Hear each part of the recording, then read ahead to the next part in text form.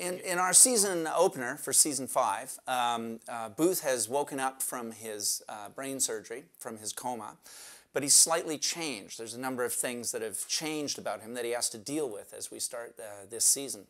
Amongst them, he's very confused about his real feelings for Brennan, and he doesn't wear his fancy socks. They slept together, and although it was in an alternate reality, they did sleep together. It was the truth of their... It was the truth of their emotional life that neither of them can admit.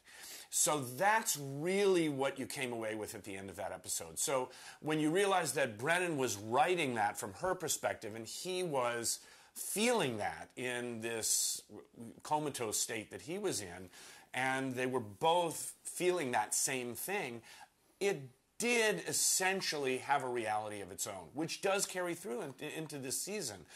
And what we want to try to do this season is to kind of take a step forward and back at the same time, reaffirm the premise of the series, that these are two people who obviously should be together, who have to deny it in some way for their own survival, but can't stand when they're not in each other's company. So it did kind of give birth to the series all over again, I think. Well, kind of as we said, in season 5 is going to reset the series. We're going back to, while there will be continuing stories, especially the emotional life of Booth and Brennan, the emotional lives of our squints.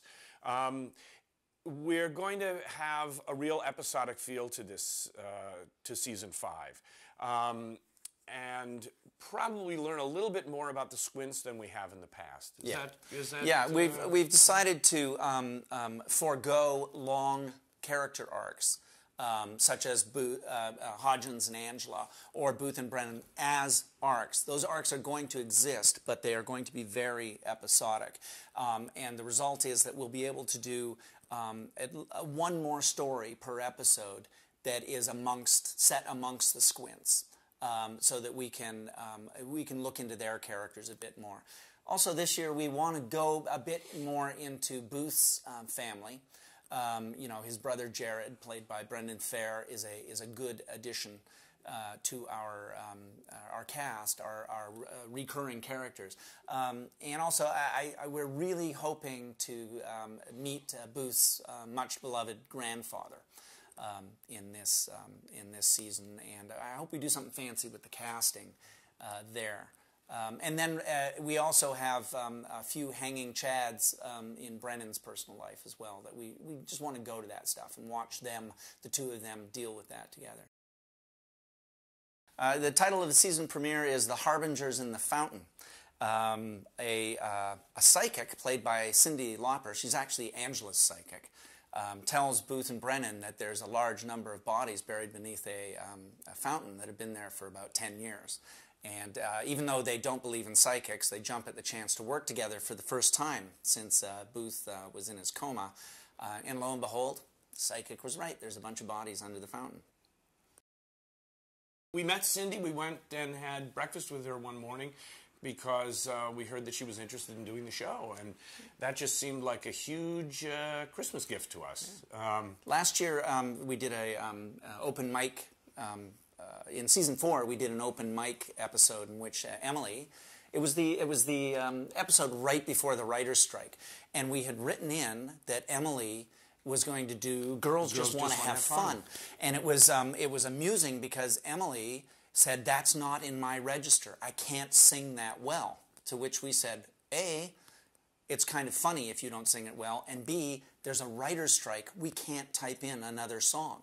The script is what it is.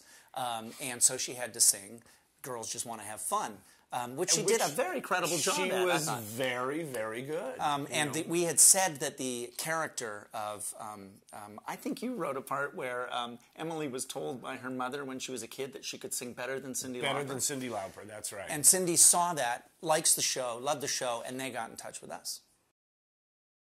When we last visited the Hodgins-Angela relationship, Hodgins was lying on his back in the Mexican desert, with a terrible, terrible hangover and a very large tattoo of Angela on his shoulder.